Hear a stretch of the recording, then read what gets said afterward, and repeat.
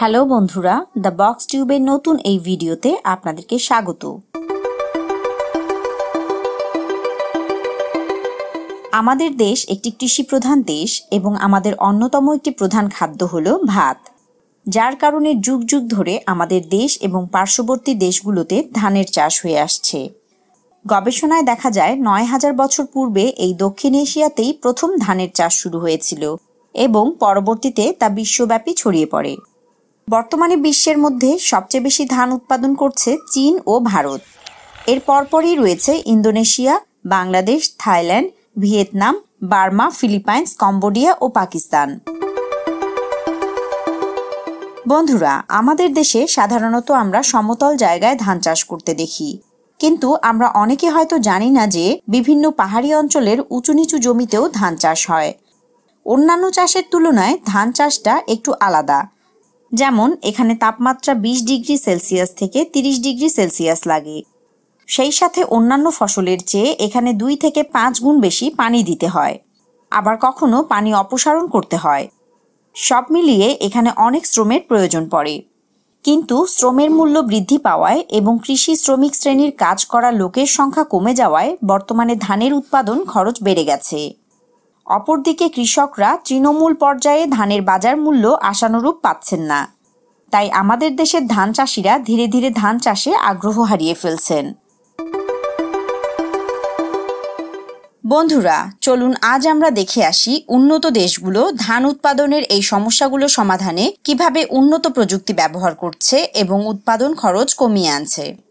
আশার কথা হলো আমাদের দেশেও ইতিমধ্যে কিছু কিছু উন্নত প্রযুক্তির ব্যবহার শুরু হয়ে গেছে। তাহলে চলুন দেখে নেওয়া যাক উন্নত বিশ্ব ধান চাষে কি প্রযুক্তি ব্যবহার করছে।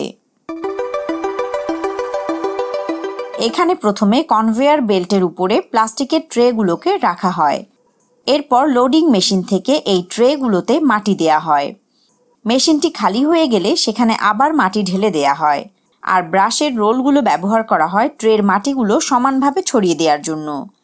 পরবর্তী রোলারটির কাজ হলো এই মাটিগুলোর মাঝে সারি তৈরি করা। এর সামনের প্রান্তে আরেকটি লোডিং পট আছে, যেটা থেকে বীজ মাটির উপর পড়ে।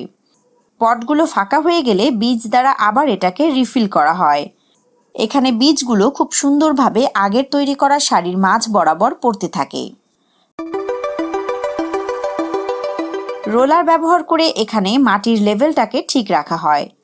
নেক্সট স্টেপ হলো একটি স্পেশাল ব্রাশ সারির উঁচু মাটিগুলোকে মিক্স করে লেভেল করে দেয়। এই প্রক্রিয়াটি এতই ইফেক্টিভ যে ৯৯% বীজ মাটির পাতলা লেয়ারের নিচে থাকে। এখন এই ট্রেগুলোকে পানির প্রবাহর ভেতর দিয়ে পরিচালনা করা হয়। এবার কৃষকরা এইগুলোকে সংগ্রহ করে এবং তাদের গ্রিন হাউসে নিয়ে যায়। সেখানে বীজ থেকে চারা গজায় এবং এদের উচ্চতা ১৫ থেকে ২০ সেন্টিমিটার হলে এগুলোকে মাঠে নিয়ে যাওয়া হয়। যে জায়গায় এই চারাগুলো লাগানো হবে সেই জমি আগে থেকে সমতল করে নিতে হয়। এজন্য তারা ট্রাক্টরে আলাদা যন্ত্রাংশ ব্যবহার করে অতিরিক্ত মাটি অন্য জায়গায় সরিয়ে নেয়। তারা এই জমিগুলোকে ৬ থেকে ৮ সেন্টিমিটার পানির নিচে রাখে এবং তারা জমির পাশে ভালো সেচ ও পানি নিষ্কাশন ব্যবস্থা তৈরি করে নেয়। এলাকাভেদে কৃষকরা মার্চ থেকে জুন এই সময়ের মধ্যে ক্ষেতে চারা লাগায়।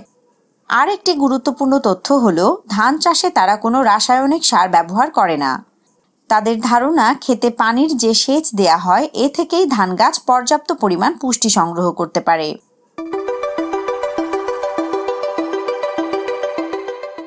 আগের দিনে হাত দিয়েই ধানের চারা রোপণ করা হতো, কিন্তু এখন মেশিন দিয়ে করা হয়। যে ট্রেতে বীজ থেকে চারাগুলো গিয়েছিল সেগুলোকে রোপণ করার মেশিনে দেয়া হয়। মেশিন সুন্দর সারি করে এবং সমান দূরত্বে এই চারাগুলোকে রোপণ করে।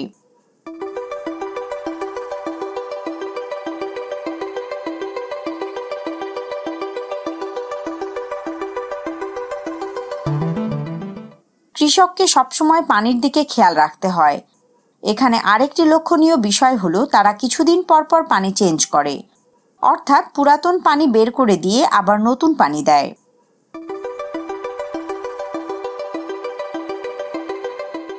আগের দিনে হাত দিয়েই আগাছা নিড়ানো হতো, কিন্তু এখন এমন ঔষধ তৈরি হয়েছে যেটি স্প্রে করলেই শুধু আগাছা মরে যাবে, কিন্তু ধান গাছের কোনো ক্ষতি হবে না। আর কাজকে আরো সহজ করার জন্য এই ঔষধ স্প্রে করার জন্য এগ্রিকালচারাল ড্রোন ব্যবহার করা হচ্ছে।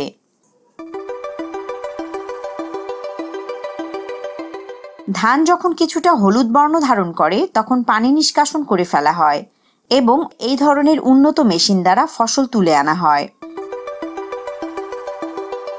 ফসল তুলে আনার পর স্পেশাল মেশিন দ্বারা 2-3 দিন ধরে এগুলোকে শুকানো হয়। শুকানোর পর এর কোয়ালিটি চেক করার জন্য মিলে নিয়ে যাওয়া হয়। সেখানে ধান থেকে চিটা বা অবাঞ্ছিত কিছু থাকলে সেগুলোকে আলাদা করে ফেলা হয়। এবার আরেকটি মেশিনে ধান থেকে চাল করা হয় এবং এই চালগুলোকে পলিশ করে প্যাকেটজাত করা হয়। দেখা গেছে মাঠ থেকে যে ধান আসে তার থেকে ৭৪% ভালো চাল পাওয়া যায়, বাকি ২৬% থাকে ফুটো হওয়া চাল এবং চিটা। বন্ধুরা, এই উন্নত দেশগুলোতে ধান চাষ পদ্ধতি নিয়ে আমাদের আজকের এই আয়োজন পর্বটি আপনাদের কেমন লাগলো তা অবশ্যই আমাদের জানাবেন এবং ভিডিওটি ভালো লেগে থাকলে লাইক, কমেন্ট ও শেয়ার করে আমাদের সাথেই থাকবেন। আবারও দেখা হবে পরবর্তী ভিডিও নিয়ে। সেই পর্যন্ত ভালো থাকবেন। ধন্যবাদ।